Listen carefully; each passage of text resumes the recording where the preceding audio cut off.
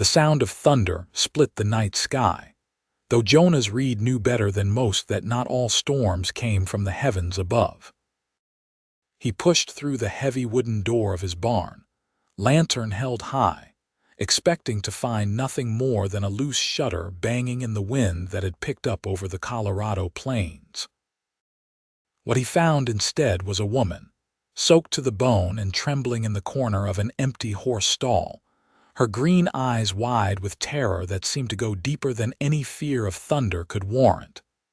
"Please," she whispered, her voice barely audible over the rain hammering against the roof. "Please do not make me leave." Jonas stood there for a long moment, taking in the sight before him. The year was 1878, and Williams, Colorado, was not the sort of place where strangers appeared out of nowhere without reason. The woman looked to be in her early 20s, with dark hair plastered to her face and a dress that had once been fine, but now hung in tatters around her thin frame. Her hands were pressed against the rough wooden planks behind her, as if she could somehow disappear into them. "I will not make you leave," Jonas said slowly, lowering the lantern to a less threatening height. "But I would like to know who you are and what has you so frightened." The woman's shoulders sagged with relief so profound that Jonas thought she might collapse right there in the hay. "My name is Jane," she said, "Jane Warner, and if you let me stay here tonight, I promise I will be gone by morning." "The hell you will," Jonas said, then immediately regretted his harsh tone when he saw her flinch. "I mean to say you cannot stay out here. This barn is not fit for sleeping when there is a perfectly good house not 50 yards away. Come on, let me get you inside where it is warm." Jane shook her head violently. "I cannot impose. You have already been kind enough by not turning me away. I will be fine here." "Miss Warner, I do not know what sort of men you have encountered before, but I am not about to let a woman freeze to death in my barn when I have a fireplace and hot food in my home. Now, are you going to walk on your own, or am I going to have to carry you?" Something in Jonas's tone must have convinced her of his sincerity, because Jane slowly pushed herself up from the floor, though her legs trembled so badly that Jonas had to reach out and steady her with his free hand. Up close, he could see that her face was bruised, a dark purple mark spreading across her left cheek that made his jaw tighten with anger. "Who did this to you?" he asked. "It does not matter anymore," Jane replied. "I got away. That is all that matters." Jonas wanted to press for more information, but the way Jane swayed on her feet told him that questions could wait until she was warm and dry. He guided her out of the barn and across the muddy yard to his house, a modest structure that he had built himself 3 years ago when he first claimed this land. It was not much, just 3 rooms and a covered porch, but it was solid and dry, and most importantly, it was his. Once inside, Jonas directed Jane to the chair closest to the fireplace while he stoked the flames back to life. He kept a pot of stew hanging over the fire, a habit born from years of coming home late from the range and needing something hot to eat. He ladled out a generous portion into a bowl and handed it to Jane along with a spoon. "Eat," he said. "Then we can talk."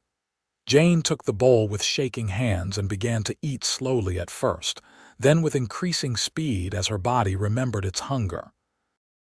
Jonas busied himself with putting water on to heat and pulling out some of his older clothes that might fit her well enough until her dress could be washed and mended.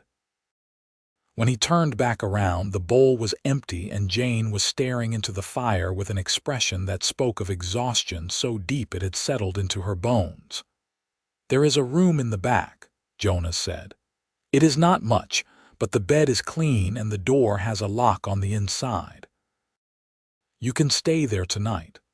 "I have no money to pay you," Jane said quietly. "I have nothing at all except the clothes on my back, and as you can see, they are barely that anymore." "Did I ask for money?" No, but people do not simply help others without expecting something in return. That is not how the world works. Jonas crouched down so he was at eye level with her. Maybe not in whatever world you came from, but here on my land, I help people because it is the right thing to do. You do not owe me anything except your name, which you have already given me, and maybe your story, if you feel like sharing it when you are ready. Jane studied his face for a long moment, as if trying to determine whether she could trust him. Whatever she saw there must have satisfied her because she gave a small nod. I was engaged to be married, she said, to a man named Frederick Chambers. He was wealthy, respected in Denver society. My father arranged the match, thinking it would be good for our family. But Frederick was not who he appeared to be in public. She touched the bruise on her cheek unconsciously. The first time he hit me was 3 months before the wedding. He apologized, said it would never happen again, and like a fool I believed him. But it did happen again, and again. Each time he would apologize and promise to change, and each time I believed him because I did not know what else to do. My father had already spent the dowry money and I had nowhere to go. So you ran, Jonas said. I ran, Jane confirmed. 2 days ago. I stole a horse from Frederick's stable and rode south as fast as I could. I do not even know if I am still being followed. I had to let the horse go yesterday when it went lame, and I have been walking ever since. When I saw your barn, I thought I could rest for just a few hours before moving on, but then you found me.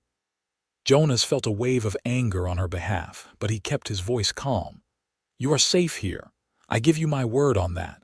And in the morning we can figure out what comes next. But for now, you need to get out of those wet clothes and into something dry, and you need to sleep. He showed her to the back room, which had been intended as a nursery someday when he found a wife. Though at 32 years old and with no prospects in sight, Jonas had begun to think that day might never come. The room held a simple bed, a washstand, and a trunk containing blankets and linens. He left the dry clothes on the bed and closed the door behind him to give Jane privacy. Jonas returned to the main room and sank into his chair by the fire, his mind racing. He had lived alone for so long that having another person in the house felt strange, even if she was tucked away in the back room. He could hear the soft sounds of movement as Jane changed clothes and settled into bed, and then there was silence. The rain continued through the night, a steady drumming that usually helped Jonas sleep, but tonight only served to remind him of the woman sheltering under his roof. He wondered if Frederick Chambers was out there somewhere, searching for his runaway fiancée.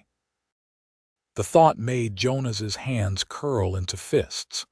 He had never been a violent man, but the idea of someone laying hands on a woman in anger made him want to ride to Denver and teach Frederick Chambers a lesson he would not soon forget. But that was not his place, he reminded himself. Jane was a stranger, someone who would be moving on come morning if she had her way. His job was simply to provide shelter for the night and maybe point her in the direction of somewhere safer. That was all. Yet when morning came and Jonas woke to find the rain had finally stopped, he discovered that he did not want Jane to leave. The realization surprised him. He barely knew the woman, had spoken to her for perhaps an hour total, and yet the thought of her walking back out into the world alone and vulnerable bothered him more than it should have. He was making breakfast when Jane emerged from the back room, wearing his old shirt and trousers rolled up at the ankles. Her hair was still damp, but had been braided back from her face, revealing the full extent of the bruising on her cheek as well as older, yellowing marks along her jaw that Jonas had not noticed in the dim light of the previous night. "Good morning," she said quietly. "I want to thank you again for your kindness. I will be leaving as soon as I have gathered my things." "Where will you go?" Jonas asked, not looking up from the bacon he was frying. I do not know. South, perhaps, maybe to New Mexico, somewhere Frederick will not think to look for me. Do you have family there, friends? No, money. No, Jonas turned to face her. So your plan is to walk across the Colorado plains with no money, no supplies, and no destination, hoping that you can somehow make it to New Mexico before you starve or get caught by your former fiancé, or any number of other dangers that await a woman traveling alone.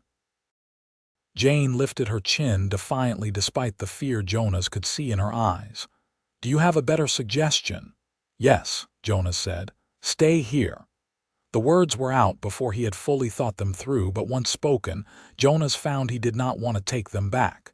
Stay here, he repeated. At least until you are healed and have had time to figure out a real plan. I have the space, and I could use help around the place if you want to work for your keep. It does not have to be permanent, just until you are back on your feet. Jane stared at him as if he had just suggested they fly to the moon.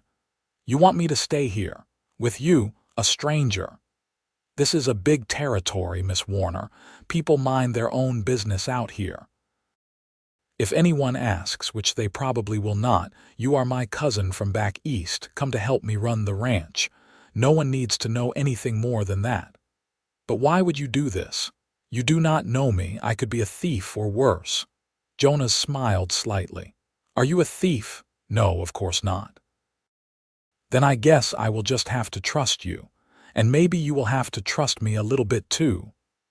Jane was silent for a long moment, clearly wrestling with the decision. Jonas could see the conflict playing out across her face, the desire for safety warring with the fear of depending on yet another man. Finally, she spoke. 1 month, she said. I will stay for 1 month while I figure out where to go next, and I will earn my keep. I am not a charity case. I never thought you were, Jonas said. He extended his hand. We have a deal then. Jane took his hand, her grip surprisingly firm despite her small size. We have a deal. The first few days were awkward as they learned to navigate sharing the space. Jane was skittish, jumping at sudden movements and always positioning herself near an exit. Jonas gave her as much space as he could, going about his daily routine of tending to his small herd of cattle and the handful of horses he was training to sell. Jane, true to her word, threw herself into helping around the house and property. She cleaned, cooked, mended fences, and even helped Jonas with the horses, revealing a natural way with animals that surprised them both. My grandmother had horses, Jane explained one afternoon as she carefully brushed down Jonas's favorite mare. She used to let me help in the stables when I was young. Those were some of my happiest memories. Before your father arranged your engagement, Jonas asked. Jane nodded. My mother died when I was 16, and my father changed after that. He became obsessed with status and money, with making sure I married well so that our family name would be secure. He never asked what I wanted. And what did you want? Jane was quiet for a moment, her hand stilling on the horse's neck. I wanted to be free, she said finally, to make my own choices, live my own life. I wanted to wake up in the morning and not be afraid of what the day would bring. You are free now, Jonas said gently. Am I?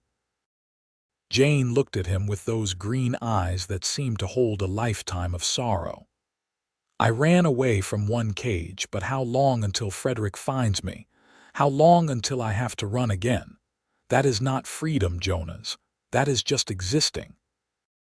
The use of his first name sent an unexpected warmth through Jonas's chest. Over the past week, they had started to relax around each other, the formal Miss Warner and Mr. Reid giving way to Jane and Jonas. Small touches had become common, a hand on an arm to get attention, shoulders brushing as they worked side by side. Jonas told himself it meant nothing, that it was simply the natural result of two people living in close quarters, but he was starting to suspect that was not entirely true. He was attracted to Jane, there was no denying that. She was beautiful, even with the fading bruises on her face, but it was more than just her appearance. She was strong, resilient, quick-witted, and kind. She had been through hell and come out the other side with her spirit intact, if a bit battered. Jonas found himself looking forward to the end of each day when they would sit by the fire and talk about everything and nothing. Jane told him about growing up in Denver, about the books she loved to read and the places she dreamed of seeing. Jonas shared stories of his childhood in Missouri, of heading west after his parents died, of building this ranch from nothing with his own 2 hands. "Were you ever married?" Jane asked one evening about 2 weeks into her stay. "No," Jonas said. "I was engaged once back in Missouri. Her name was Sarah, but she decided she did not want to come west with me, wanted me to stay and work her father's farm instead. When I refused, she married my brother instead." "Your brother, half-brother, technically. We were never close. Last I heard, they were still in Missouri with 4 children and another on the way." Jonas stared into the fire. "I used to think I made the wrong choice, giving up Sarah for this land. But now, I think maybe I just needed to be patient enough to meet the right person." He looked at Jane as he said it, and the air between them seemed to thicken. Jane's cheeks flushed and she looked away, but not before Jonas saw something in her eyes that matched the growing feeling in his own chest. "I should go to bed," Jane said, standing abruptly. "Good night, Jonas." "Good night, Jane." But Jonas did not sleep well that night. He could not stop thinking about Jane, about the way she laughed when one of the barn cats tried to climb into her lap, about how her face lit up when she successfully helped him break one of the young horses to saddle, about the way she hummed while she cooked dinner. He was falling for her, had probably been falling for her since the moment he found her in his barn, and that terrified him because he knew she was planning to leave. The month she had agreed to stay was almost up, and Jonas had not heard her mention any plans for where she would go next. Part of him wanted to ask, to force the conversation, but another part was afraid of what her answer might be. His decision was made for him the following afternoon when a stranger rode up to the house while Jonas was out checking the fence line. He returned to find Jane standing in the doorway with a shotgun pointed at a well-dressed man on a fine horse. "Jane, lower the gun," Jonas said calmly as he approached. "Who is this?" "My name is Richard Stiles," the man said, his hands raised in a placating gesture. "I am a private investigator from Denver. I have been hired to find Miss Jane Warner and return her to her family." "My family does not care about me," Jane said, her voice shaking but the gun steady. "They only care about the scandal of a broken engagement. Tell Frederick he can keep his ring and his lies. I am not going back. Miss Warner, I understand you are upset, but running away does not solve anything. Mr. Chambers is willing to forgive your indiscretion and go through with the wedding as planned. Your father has agreed that it is for the best. Forgive my indiscretion." Jane's laugh was bitter. "Is that what he is calling it? He beat me, Mr. Stiles, repeatedly. He would have killed me eventually, and you stand there talking about forgiveness." Richard Stiles had the grace to look uncomfortable. "I am simply doing my job, Miss Warner. Whether you come willingly or not is up to you, but I have been authorized to use whatever means necessary to bring you back." Jonas stepped between the investigator and Jane. "She is not going anywhere," he said. "This is my property and Jane is under my protection. You can ride back to Denver and tell Frederick Chambers that if he wants Jane, he will have to come through me first." "And who exactly are you?" Richard asked.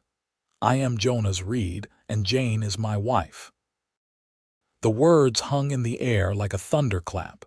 Jane gasped behind him, and Richard's eyes narrowed with suspicion. "Your wife? That is convenient. Do you have proof of this marriage?"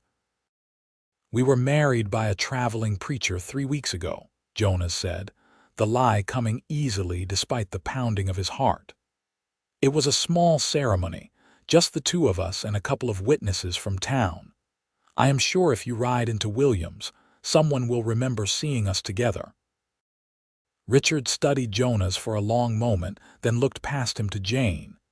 "Is this true, Miss Warner, or should I say Mrs. Reid?" Jane lowered the shotgun slowly. "It is true," she said, her voice stronger now. "I am sorry my father and Frederick were troubled, but I have made my choice. I am married now, and my place is here with my husband." Richard sighed and lowered his hands. "Very well. I will report back to Mr. Chambers, though I suspect he will not be pleased. Good day to you both." They watched in silence as Richard mounted his horse and rode away, not speaking until he disappeared over the horizon. Then Jane turned to Jonas, her eyes wide. "Why did you say that? Why did you lie for me?" "Because you were not going back to that man," Jonas said simply. "And because marriage is the only thing that would stop them from coming after you. In the eyes of the law, a husband has more claim to a wife than a fiancé does. But we are not actually married." "No, we are not." Jane bit her lip, clearly thinking. "Richard Stiles will investigate.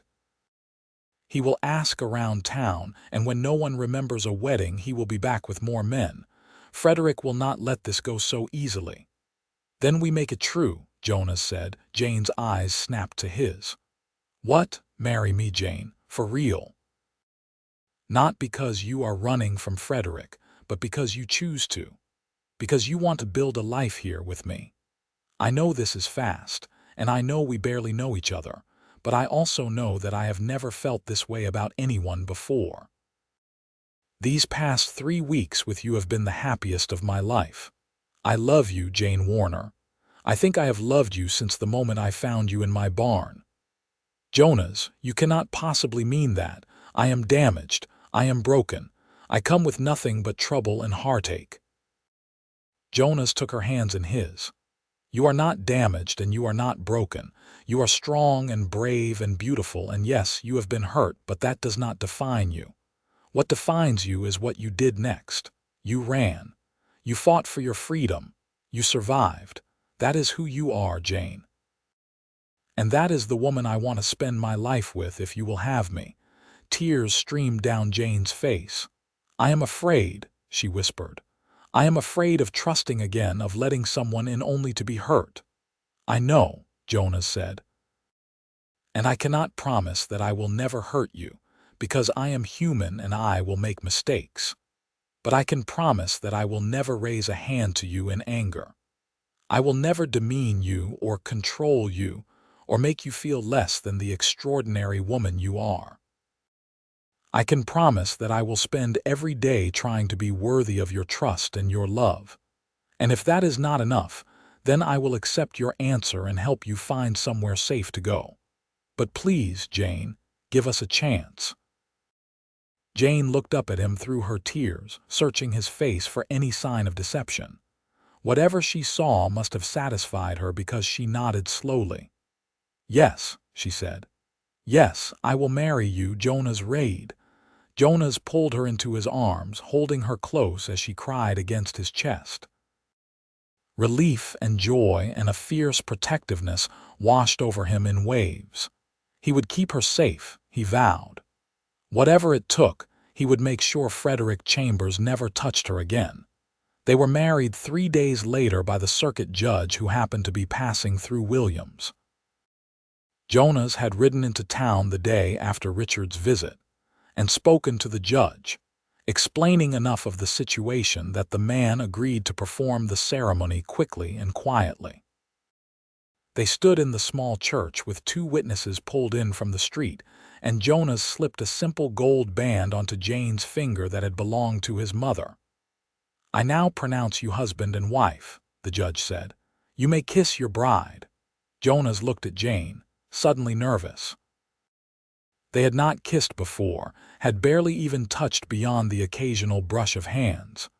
But as he leaned down and pressed his lips to hers, something clicked into place. The kiss was gentle, almost chaste, but it held the promise of more.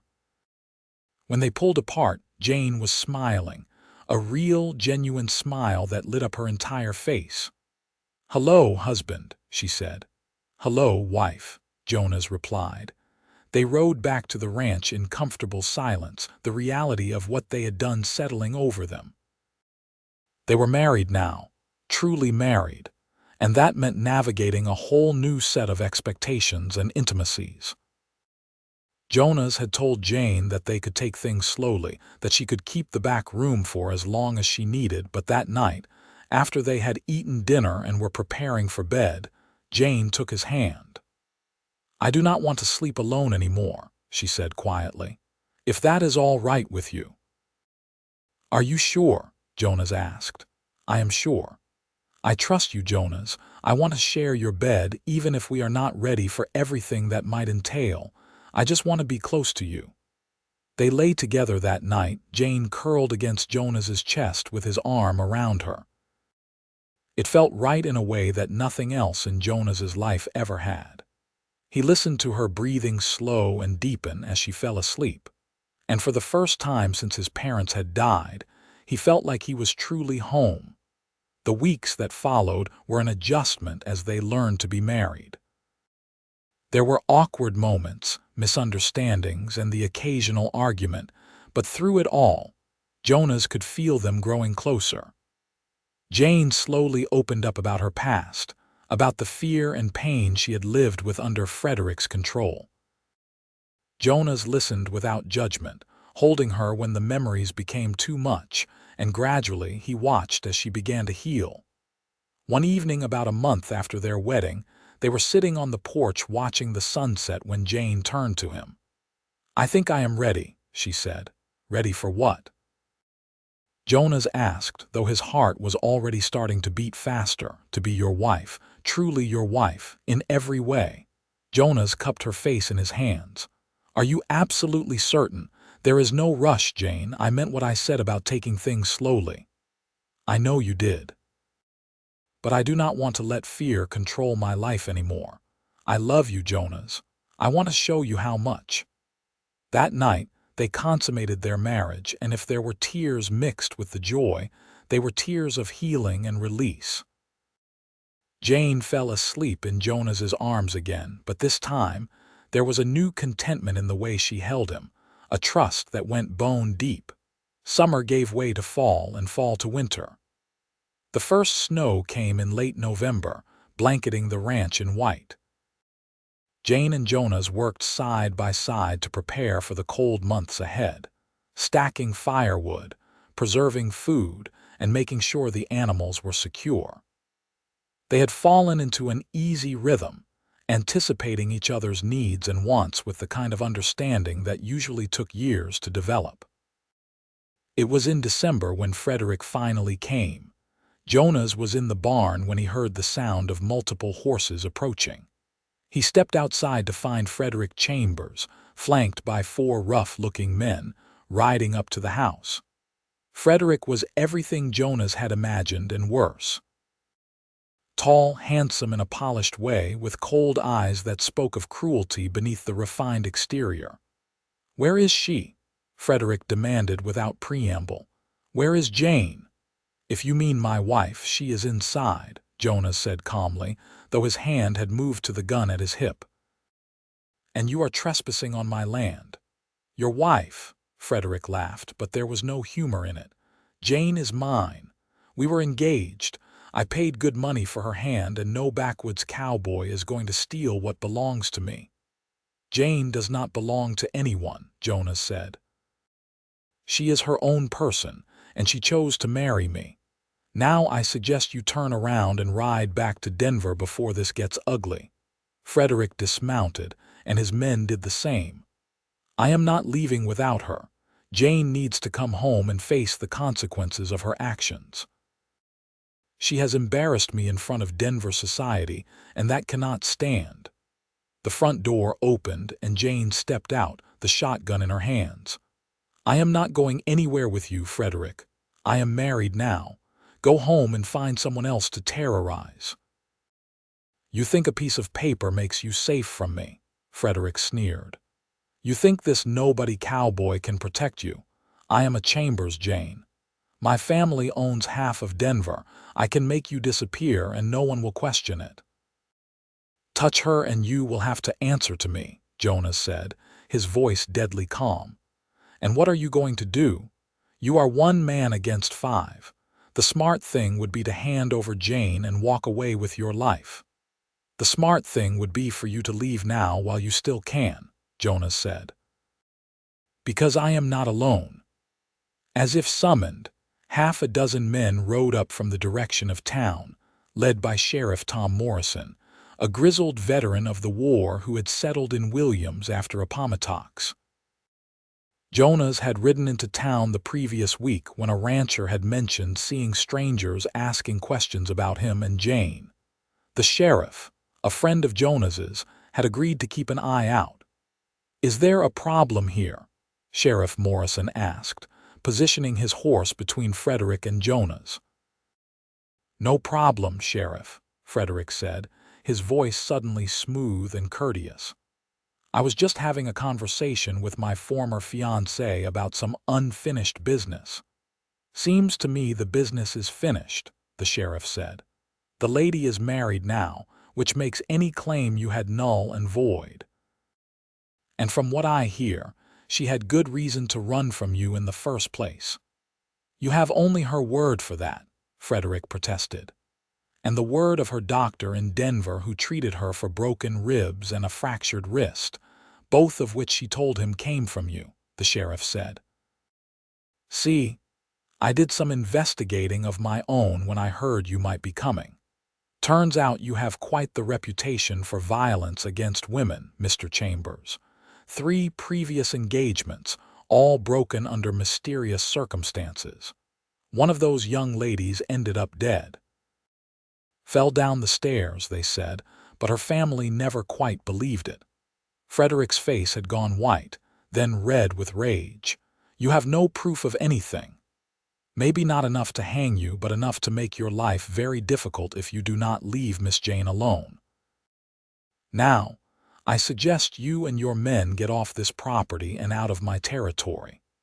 And if I hear of you bothering Mr. and Mrs. Reid again, I will make it my personal mission to dig up every piece of dirt I can find on you and your family.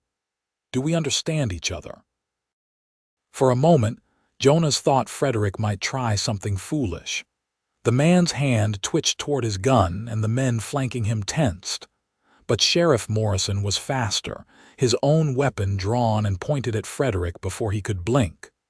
"Do not make me shoot you," the sheriff said. "I just cleaned this gun." Frederick glared at Jane with such hatred that Jonas moved instinctively to block his line of sight. "This is not over," Frederick hissed. "Yes, it is," Jane said, her voice steady despite the shotgun trembling slightly in her hands.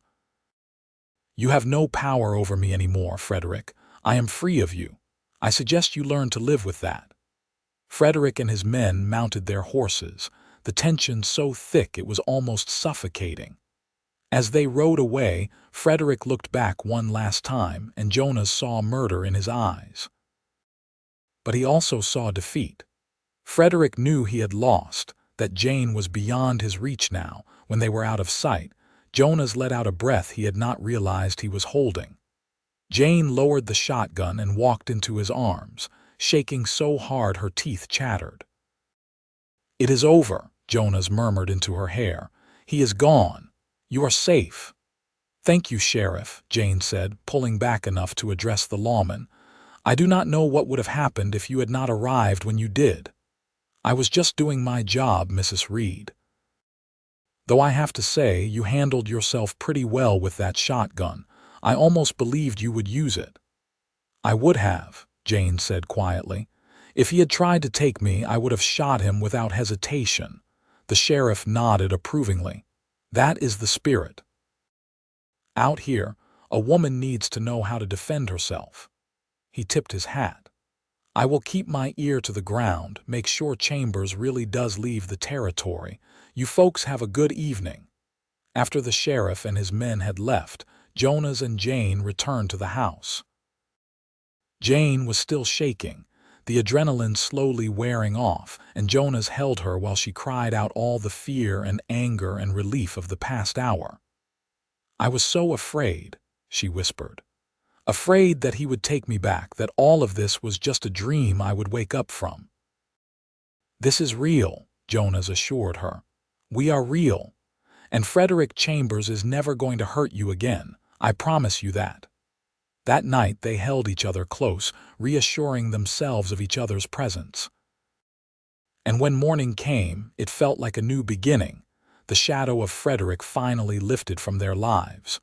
Winter passed slowly but peacefully. Jonas and Jane settled deeper into married life, learning each other's quirks and habits, building a partnership that went beyond romance. They worked the ranch together, Jane proving herself more than capable with the horses and cattle. She had a way of gentling the wildest animals, a patience and understanding that Jonas admired. In January, Jane realized she was pregnant. "Are you sure?"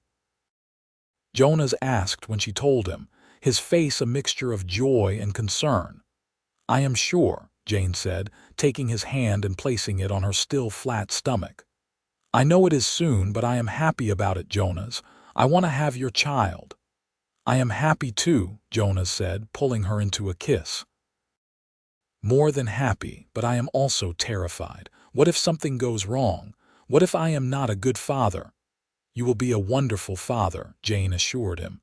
"You are kind and patient and strong. Our child will be lucky to have you."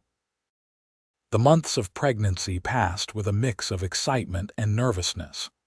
Jonas became almost comically overprotective, insisting that Jane rest more and not lift anything heavy. Jane, who had never been one to sit still, chafed at the restrictions but understood they came from love. In September of 1879, their son was born. They named him Jacob, and from the moment Jonas held the tiny, squalling infant in his arms, he knew his life had changed forever. Jane recovered quickly from the birth, and together they navigated the sleepless nights and constant demands of a newborn.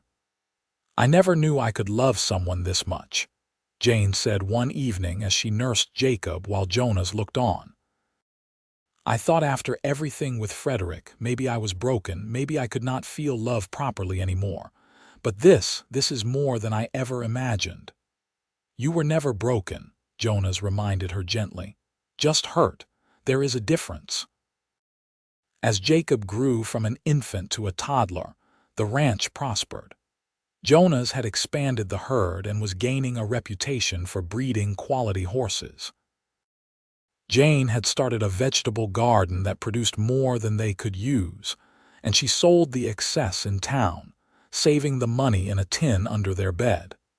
They were not wealthy by any stretch, but they were comfortable and happy. When Jacob was 2, Jane became pregnant again, and this time they had twin girls, Lily and Rose. The house suddenly felt very small and very loud, but Jonas could not imagine it any other way. He would come in from working the range to find Jane surrounded by children, her face glowing with contentment, and he would think back to that rainy night when he found her in his barn, terrified and alone. The contrast between that Jane and the woman she had become was staggering. "Do you ever think about what your life would have been like if you had stayed in Denver?" Jonas asked one night after the children were finally asleep. Jane shuddered. "I try not to. If I had married Frederick, I would probably be dead by now. Or I would have become a shell of myself, just existing rather than living. Coming here, finding you, it saved my life in more ways than one." "Finding you saved mine too," Jonas said. "I did not realize how lonely I was until you were here to fill the emptiness." They kissed, a long, slow kiss that spoke of comfort and familiarity, and a love that had only deepened with time. Later, lying in bed with Jane curled against him as she had been every night since their wedding, Jonas reflected on how drastically his life had changed in such a short time. 5 years ago, he had been a bachelor, alone on his ranch with nothing but his cattle and horses for company. Now he had a wife he adored and 3 beautiful children. The house he had built for himself had become a home, filled with laughter and love and the everyday chaos of family life. The years continued to pass in a blur of busy, happy days. Jacob grew into a serious, thoughtful boy who loved working with the horses just like his mother. The twins were fire and ice, Lily bold and adventurous, Rose quiet and gentle. Jane had her hands full keeping track of all of them, but she seemed to thrive on the chaos. When Jacob was 7, Jane became pregnant one last time, and Jonas joked that they were going to need to build an addition to the house soon. This time, she gave birth to another son, Matthew, a happy, easy baby who rarely cried and seemed content to watch his older siblings with wide, curious eyes. "I think this might be the last one," Jane said as she recovered from the birth, Matthew sleeping peacefully in the cradle beside their bed. "4 children is plenty, do you not think?" "4 children is perfect," Jonas agreed, "though I would have 10 more if you wanted them. Every one of them is a blessing." "You are a good man, Jonas Reid," Jane said, reaching for his hand, "the best man I have ever known." "Thank you for saving me all those years ago." "You saved yourself," Jonas corrected. "You were the one brave enough to run, to take a chance on a future you could not see. I just provided the barn," Jane laughed. "You provided much more than a barn. You provided a home, a family, a life worth living. I love you, Jonas, more than words can express." "I love you too, Jane, always."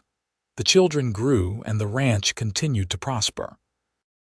Jonas took on a couple of hands to help with the increased work, young men from town who were eager to learn the cattle business.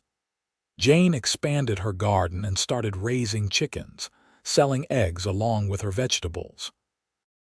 Between the two of them, they had built something substantial, something that would last. One day when Jacob was 15, a letter arrived from Denver. Jonas was immediately wary, knowing nothing good ever came from that city, but Jane opened it with shaking hands. "It is from a lawyer," she said, scanning the contents. "Frederick is dead. He died 3 months ago from a fall down the stairs in his home. The irony does not escape me, given what the sheriff said about his previous fiancée. Apparently, he never married after I left. The lawyer is writing to inform me that any claims Frederick might have had on me died with him." "How do you feel?" Jonas asked carefully. Jane was quiet for a long moment, staring at the letter. "I feel nothing," she said finally. "He was a monster who hurt me and tried to destroy me, but he failed. He has been dead to me for 15 years already. This just makes it official." She folded the letter and tossed it into the fire, watching as it caught and burned. Good riddance. That night, they made love with a passion and intensity that reminded Jonas of their early days together, as if Jane was celebrating not just Frederick's death but her own continued life and happiness.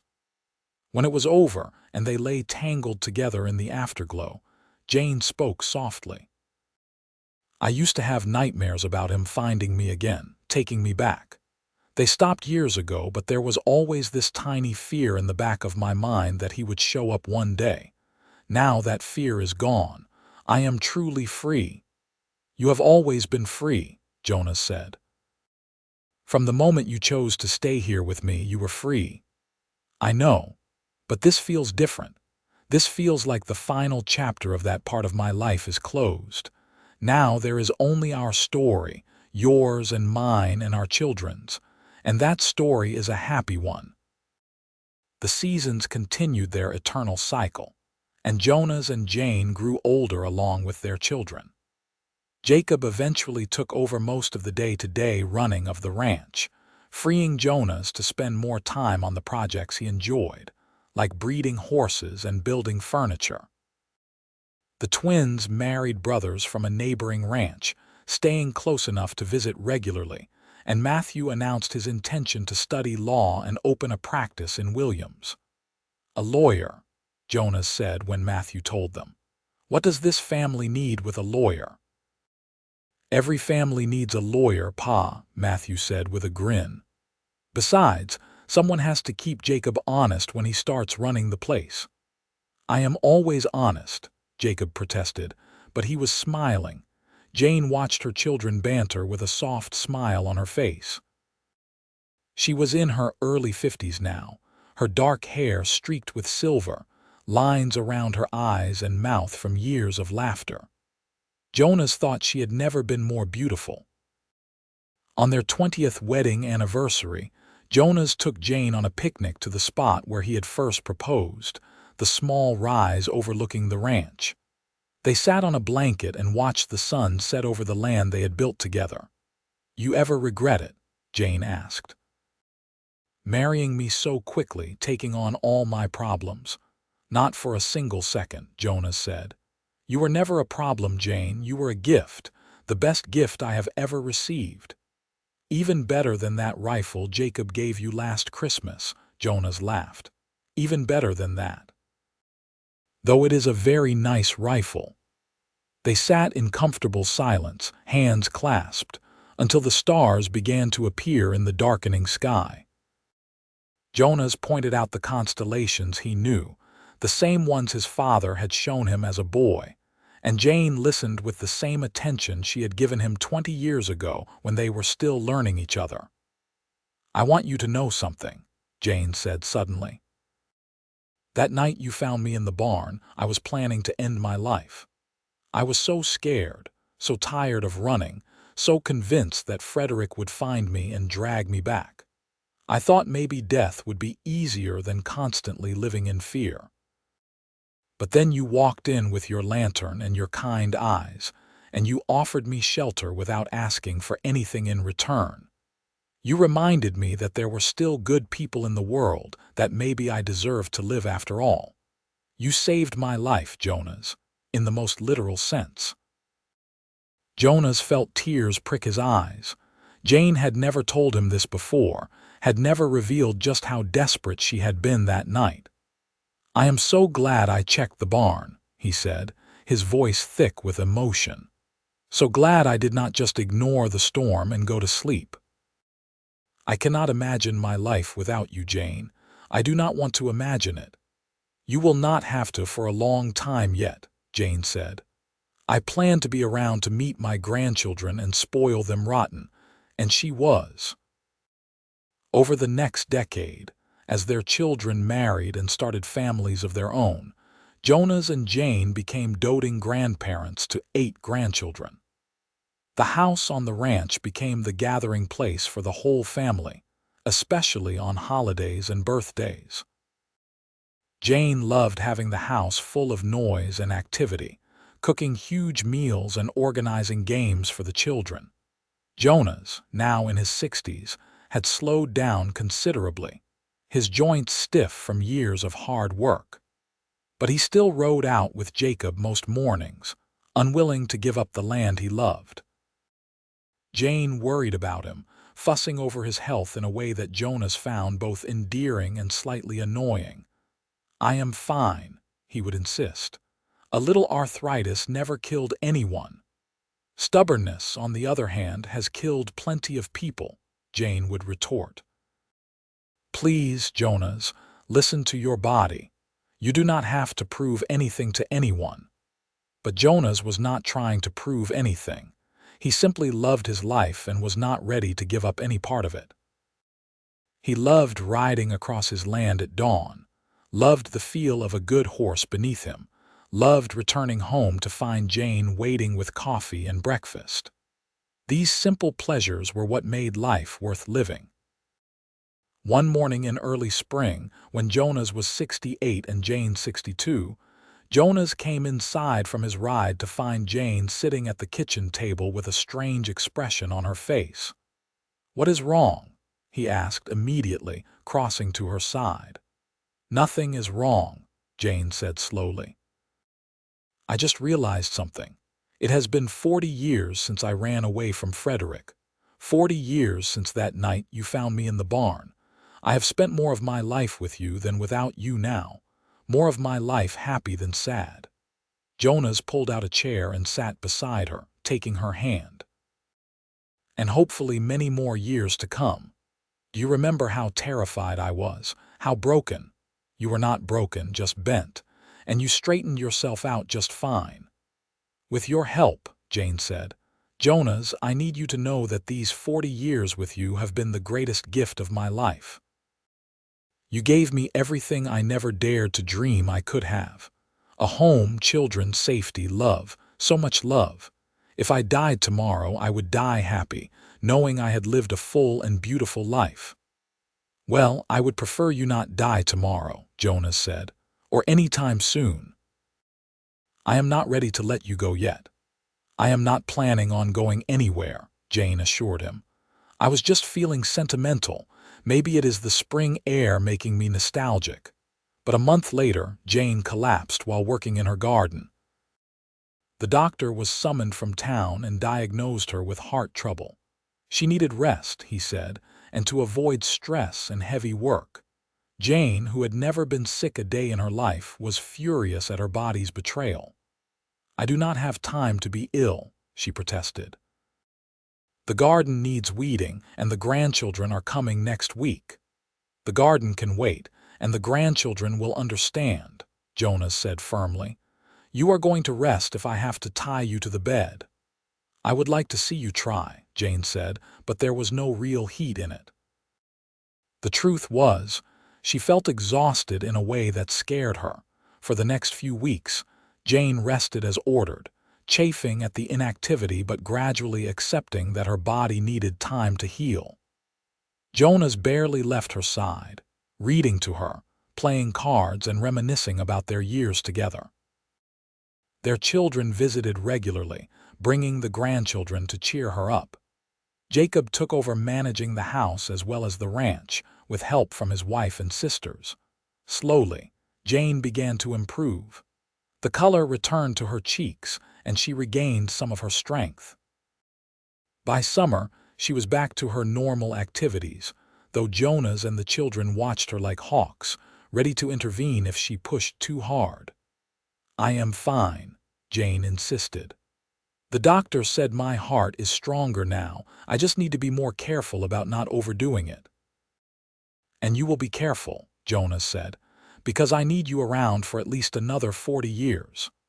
"Another 40 years would make me 102, Jane said with a laugh. "I think that might be pushing it."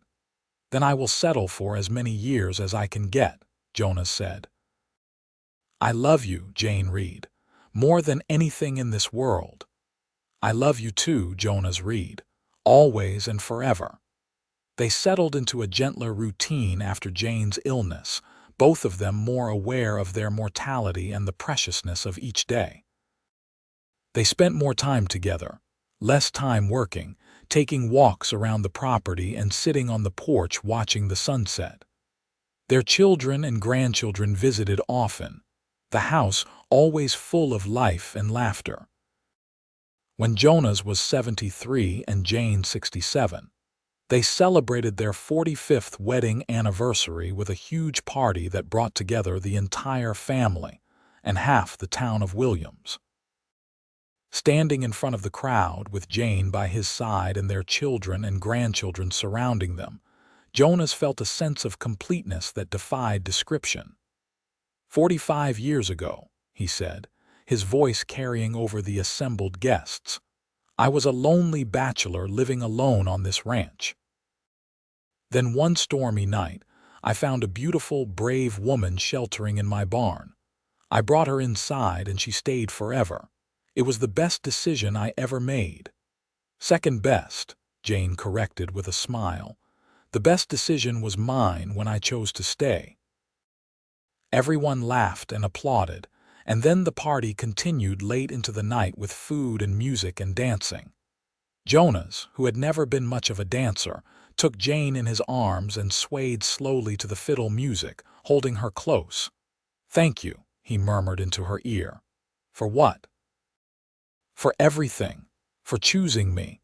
for building this life with me, for loving me, for giving me our children and this family, for every single day we have had together."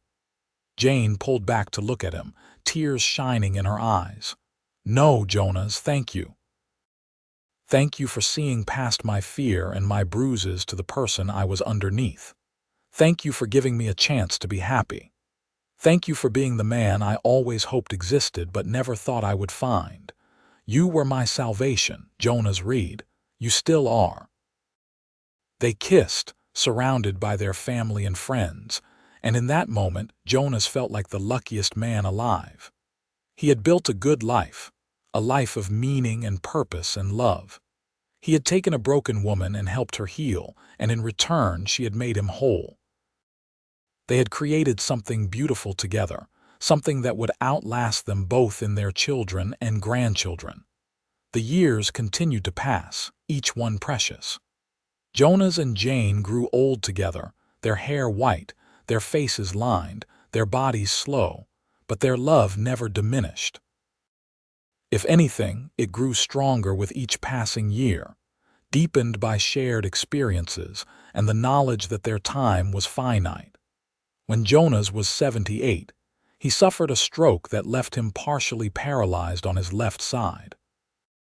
It was a devastating blow for a man who had spent his life in physical labor, but Jane was there every step of the way, helping him relearn how to walk, how to use his hand, refusing to let him give up.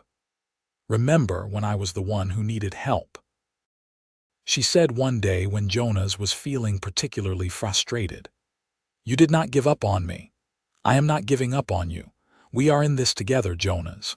For better or worse, remember.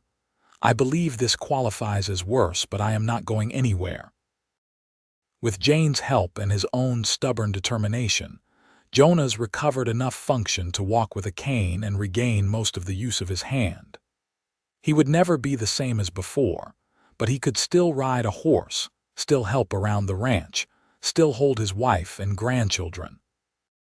"I am one of the lucky ones," he told Jane one evening. "I could have died from that stroke. Instead, I am here with you. That makes me lucky." "We are both lucky," Jane agreed. "Lucky to have found each other, lucky to have had so many good years together, lucky to have this family." When Jonas was 82 and Jane 76, they knew the end was coming. Jonas's heart was failing, the doctor said. It was only a matter of time.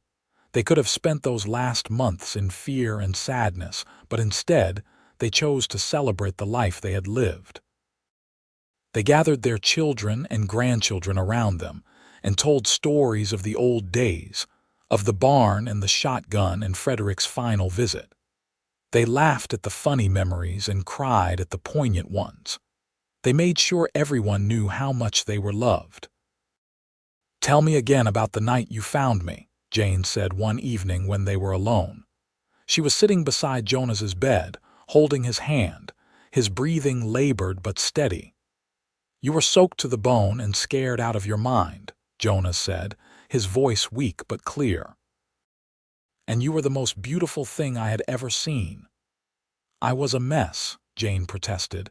"You were beautiful," Jonas insisted, "and brave. Running away like that, not knowing where you would end up or what would happen to you, that took courage." "It took desperation," Jane corrected. "The courage came later when I decided to trust you, when I decided to stay." "I am glad you stayed," Jonas said. "So very glad. So am I," Jane whispered. "I love you, Jonas. I have loved you from the beginning, and I will love you beyond the end." "No end," Jonas said. "Just a new beginning."